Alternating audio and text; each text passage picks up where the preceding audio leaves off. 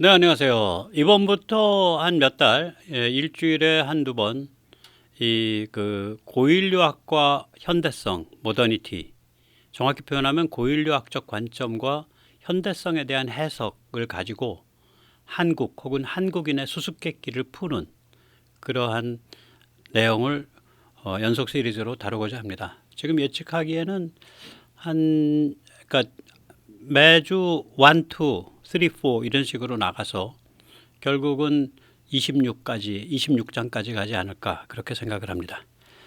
먼저 이제 우리가 인류학 그러면은 사회인류학을 생각하거든요. 사회인류학이라는 건 뭐냐면 지금 이 시대에 우리랑 다른 방식으로 사는 사람들입니다.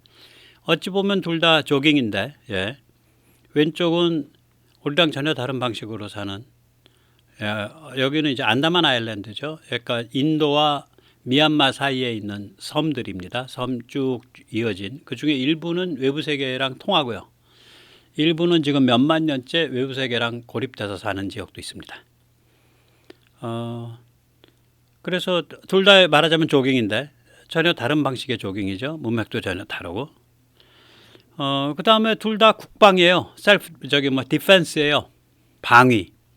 근데 왼쪽은 안다만 아일랜드의 여러 섬 중에 외부 세계랑 완전히 격리되어 있는 곳이 있습니다. 그래서 저기는 어부들이 잘못해서 들어가면 살해당해요. 그래서 인도가 여기는 외부 세계랑 그냥 격리한 채로 두는 게 낫다. 안 그러면 저 사람들 다 병 걸려서 죽으니까. 아메리칸 인디언들의 사망을 보면 대부분의 원인이 폐렴, 독감 그런 거였죠. 마찬가지로 이 사람들도 외부 세계랑 노출되면 다 쓰러져 가겠죠. 오른쪽은 현대 군인들이죠. 예. 왼쪽도 용감한 군인 전사들이죠. 예. 우리랑 전혀 다른 방식으로 살고 있죠. 그런데 이제 이렇게 이제 지금 시대에 우리랑 다른 방식으로 사는 이런 세계 곳곳에 고립되어 있는 부족들 혹은 집단들 여기에 대한 연구가 이게 과연 얼마만큼이나 유의미한 것일까? 걸리버 여행기 같은 성찰이냐? 걸리버 여행기 이제 조금 이따 다시 말씀드리지만 이게 이제 조나단 스위프트가 걸리버 여행기만 끝날 때 교만을 경계해라 그런 말을 하거든요. 그때 교만은 우리는 문명이냐, 우리는 문명사회야 라는 그 문명의 교만, Pride of Civilization이죠. 그거 하기에는 너무 규모가 작잖아요. 고찰의 대상이 너무 예외적 케이스들이죠. 그럼 죄책감을 통한 우월감을 느끼기냐, 이게 이제 소위 진보 이런 진영에서 많이 이런 거가 있는데, 그러니까 나는 죄책감을 느끼기 때문에 죄책감을 못 느끼는 너보다 우월해. 죄책감을 통한 우월감 느끼기. 그런 거일 수도 있겠죠. 그런데 우리가 아는 인류학은 우리한테 이때까지 알려진 인류학들, 한국 사회에서 인류학이다 이러면 다 이런 인류학들이에요. 대부분 이런 사회 인류학이에요. 원래 이런 거밖에 없냐. 인류학이라 그러면 심리학과 함께 사회과학의 최고봉이거든요. 맨 마지막에 개척된 영역입니다. 그런데 인류학이 사회인류학밖에 없냐? 그렇지 않습니다. 인류학을 사회인류학이 풍미한 거는 미국과 서방이 약화되기 시작하고 스스로 자기들의 문화와 역사에 대한 자책감 혹은 죄책감이 막 많아지기 시작한 월남전 무렵부터입니다. 정확히 표현하면 가스라이팅이 심한, 가스라이팅이라는 게 내가 죄진 놈 아니야? 우리가 죄진 거 아니야? 이런 길트, 죄책감이 심해진. 일찍이 마가렛 대처는 한 사회가 그런 죄책감에 시달리면, 그것도 세대에서 세대로 그렇게 시달리면 그 사회는 깊게 멍든다. 그런 이야기를 했죠. 그러니까 어떤 얘기냐면 guilt transferred from generation to generation. 세대에서 세대로 전해지는 죄책감. 그런 죄책감이 한 사회로 완전히 박살낸다 그런 얘기인데. 그런 식의 학문 분야가 돼버린 거예요. 이 사회인류학이라는 게 social anthropology라고 합니다. 그거 말고 다른 인류학이 왜 없겠어요? 인류학이라는 게 사회과학의 꽃이고 봉우리인데. 그래서 이제 여기서 이제 한 발 깊게 들어가기 전에 자율구독료 딱 말씀을 올릴게요. 네. 이 사회인류학과 고인류학 이게 이제 좀 다르죠. 그래서 인류학에 다른 흐름이 있습니다. 이게 원래 인류학이죠. 고인류학이 팔레오 앤트로폴로지. 이때 고는 옛 고자입니다. 사회인류학은 완전히 다른 문화로 살아가고 있는 현재 집단에 대한 비교 연구고요. 고인류학은 수백만 년 전부터 역사시대 이전까지 현생 인류의 등장 및 지구살이 Peopling the Earth를 연구하는 그러한 학문 분야입니다. 그래서 이런 식으로 이제 되는 거죠. 고인류학은 과학이에요. 그래서 이게 무시무시한 현대 첨단 과학을 사용합니다. 그나마 고인류학에서 사용되는 과학 중에 제일 이제 구덕다리 과학이 1950년부터 쓴 과학이니까 그것도 꽤 첨단인 거죠. 1950년 그 해 6.25가 터진 그 해에 그 탄소 동위원소 측정법이라는 게 나왔습니다. 이걸 이제 그 원소의 질량이라 그러죠. 원소의 질량은 원자 안에 포함되어 있는 양자와 중성자의 합입니다. 전자는 무게가 없으니까. 그래서 양자 중성자가 몇 개 있냐 그걸 가지고 이제 그 원자의 그 질량을 표현을 하죠.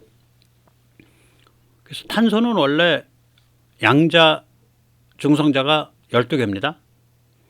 그런데 이 탄소가 포함된 이산화탄소가 이제 그 대기권 상층부로 가서 오존과 이렇게 그 만나게 되는 그 전면에서 그 자외선을 많이 받고 이러면은 여기서 뭐가 빠개지면서 그 탄소 동위원소 14C 그러니까 질량 14짜리가 생깁니다.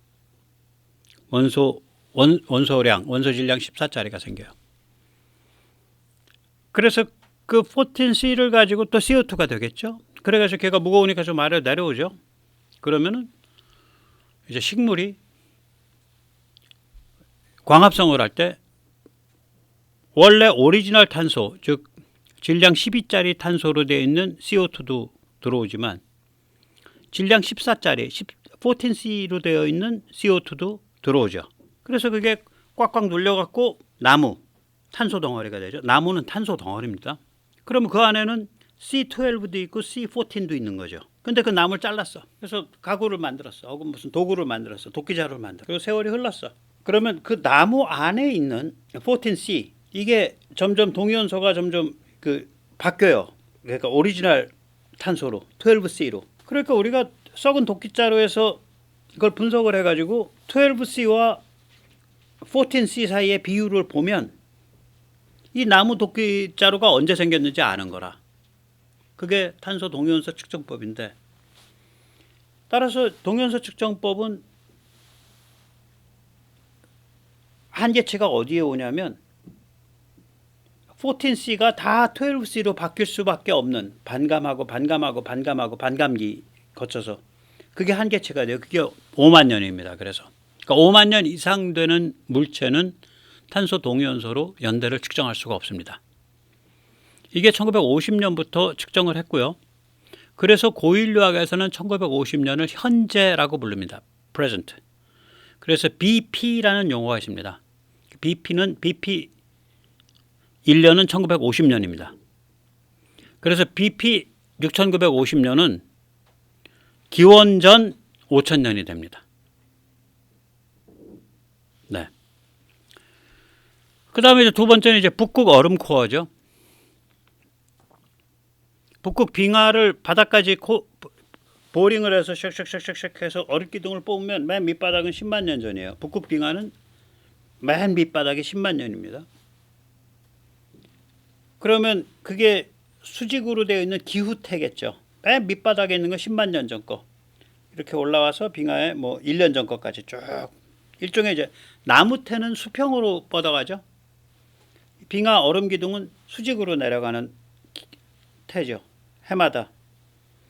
그럼 걔 안에 그 얼음 눈이 꽉꽉 눌린 그 속에 CO2가 포함된 거를 보면 그 함량을 보면 그 해의 대기권의 CO2 함량의 계산이 나오고 그 해 대기권의 CO2 함량의 계산이 나오면 그 해의 기후가 계산이 나와요. 그러니까 북극 얼음 코어 가지면 대개 한 10만 년 전까지는 상당히 정확하게 해마다의 기후를 추정할 수가 있어요. 남극 얼음 코어는 이게 빙하가 좀 더 오래 묵어서 이건 80만 년 전까지 내려갑니다. 그래서 남극 빙하를 보링을 해서 내려가서 얼음 기둥을 뽑으면 맨 밑바닥은 80만 년 전, 그 다음에 79만 9,999년 전, 79만 9,998년 전 이렇게 되는 거예요. 쭉 날짜별로.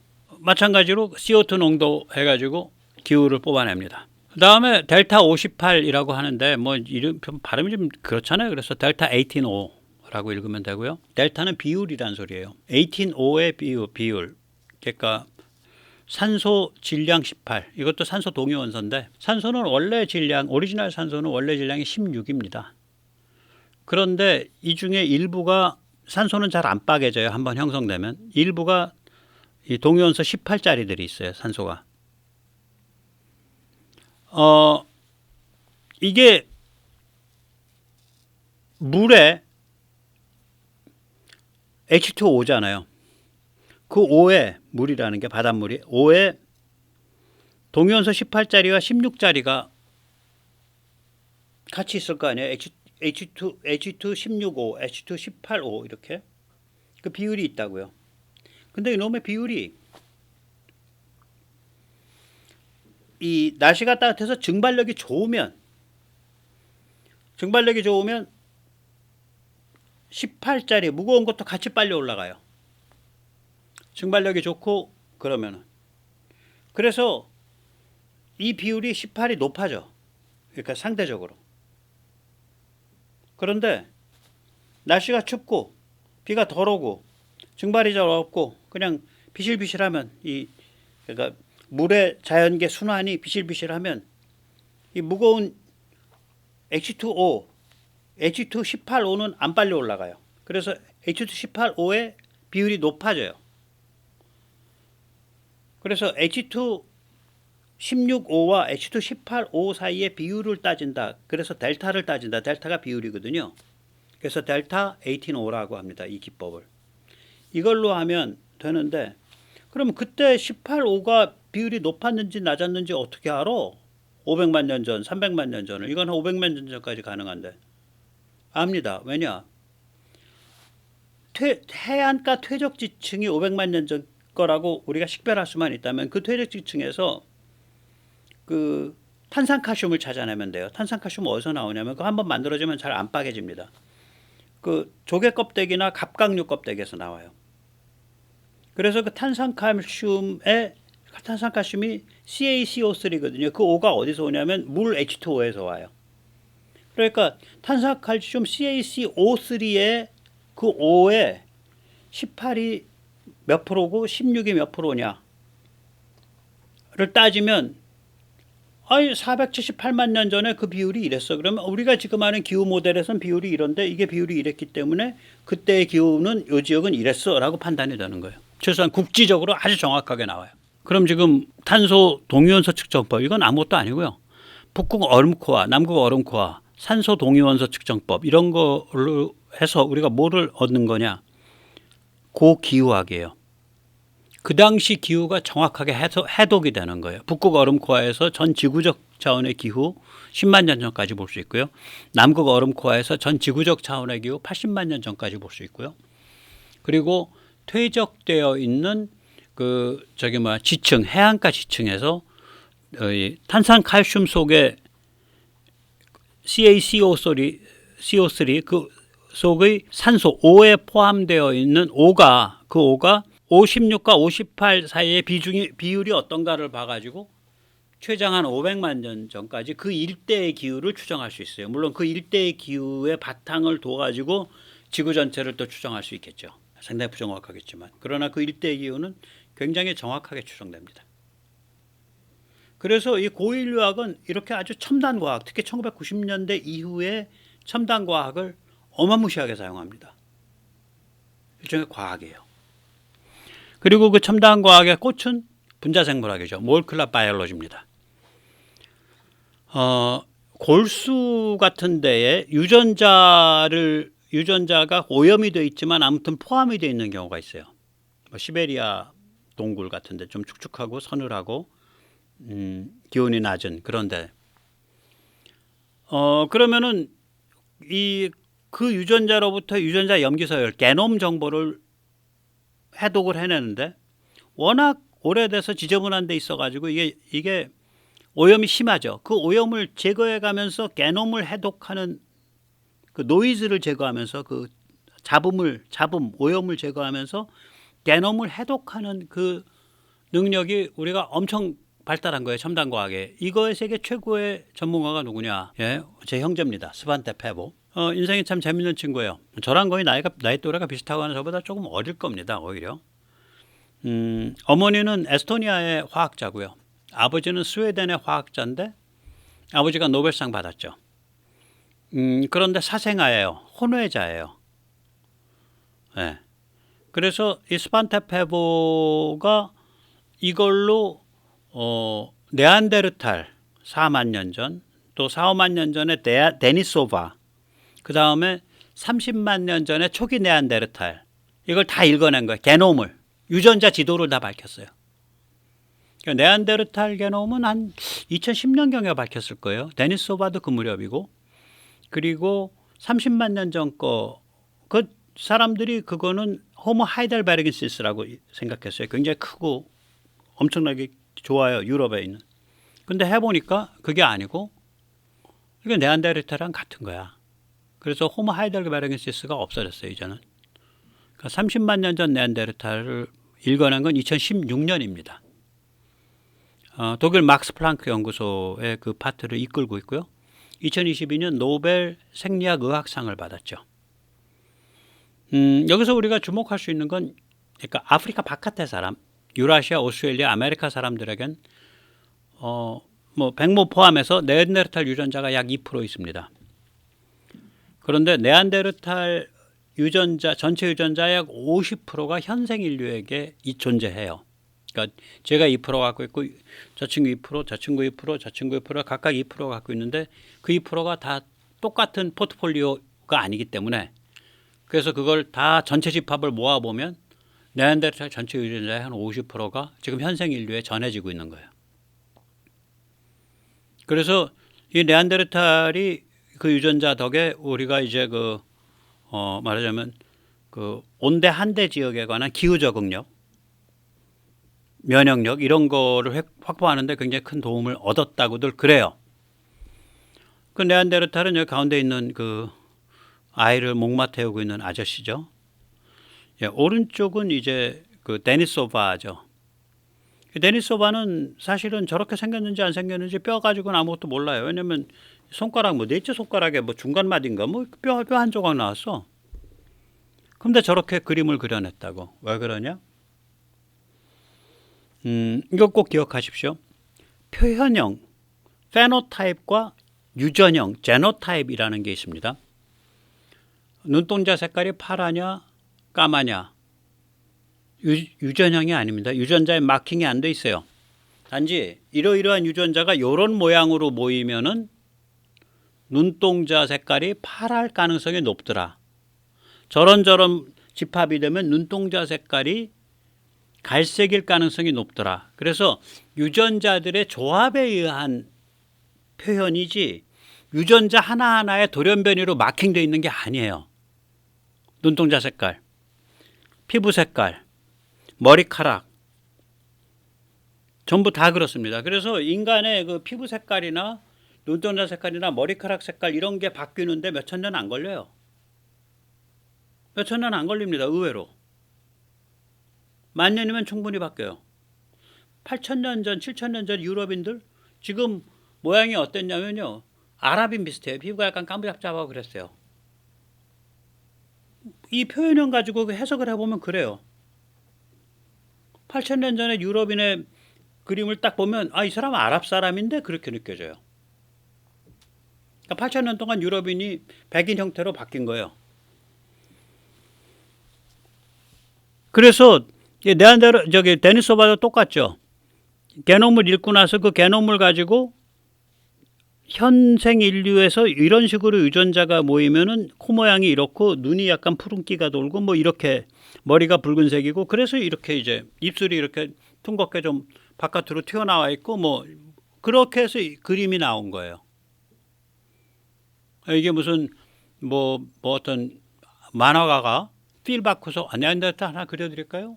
그래서 싹 그린 그런 그림이 아니에요. 이게 과학적으로 유전자 게놈 서열이 이러면 인간과 굉장히 유사하기 때문에 인간과 한 99.7% 같을 거예요. 거의 굉장히 유사해요. 네안데르탈, 데니소바. 그러면 이제 이야기가 나온 김에 데니소바는 그러면은 누가 갖고 있냐? 파푸아뉴기니아, 오스트레일리아 원주민의 그 데니소바 유전자가 약 5% 정도씩들 갖고 있습니다. 그리고 아마도 티베트 사람들, 그러니까 고산지대 사람들한테도 좀 있을 거예요. 이 데니소바 유전자가 고산병 안 걸리게 해주는 유전자랑 통해요, 이게. 그러면 데니소바는 잘 몰라도 네안데르탈은 이제 그 얘기가 확실하게 나오는데 현대인과 네안데르탈 유전자의 그 표현형, 그 조합 형태의 차이가 뭐야 보면은 네안데르탈이 아마도 그러니까 이 자폐 성향. 그러니까 자폐라 그러면 뭐 혼자서 가만히 방 속에 틀어박혀 있다. 그게 자폐가 아니에요. 걔 좀 자폐야. 이런 얘기하면은 큰 신뢰입니다. 자폐는 그게 아니라요. 이 경험과 문맥을 연결을 못 짓는 거예요. 경험의 문맥을 형성을 못 하는 거예요. 컨텍스트 형성을 못 해요. 예를 들어서 한눈에 보고 전화번호 적혀 있는 수첩 딱 한눈에 보고 거기에 나와 있는 전화번호 70개 그냥 한눈에 딱 보고 다 왜? 근데 전화 걸 줄을 몰라요. 그러니까 이 번호가 그 키패드의 그 번호고 이 번호대로 누르면 상대방이 나온다. 이걸 모르는 거야. 아무리 가르쳐줘도 몰라. 아무리 기저귀 갈아 끼우고 어렸을 때부터 젖주고 잘 키우고 해서 크게 컸는데 심하면 그게 엄마, 아버지란 존재라는 걸 몰라요. 그게 나를 사랑하고 내가 그 사람과 사랑을 나눠야 된다는 걸 몰라. 심한 자폐는. 그것조차도 몰라요. 엄마, 아버지도 몰라봐요. 그래서 그렇게 심한 중증 자폐를 가진 부모의 가슴 찢어지는 그 로망이 뭐냐면 차라리 우리 아이가 정신지체, 정신박약이었으면 좋겠다. 왜냐하면 정신지체, 정신박약은 사람한테 앵기거든. 사람과 소통을 하거든. 정을 나누거든. 참 그런 슬픈 사정이 있는 거니까 뭐 이렇게 봐서 좀 사람이 이렇게 좀 아주 내성적이고 조금 뭔가 문맥이 좀 안 맞는 행동을 툭툭 튀게 하고 이런다 그래서 이렇게 자폐야 이런 말 함부로 하시면 안 됩니다. 그거 아주 상스러운 저주예요. 예.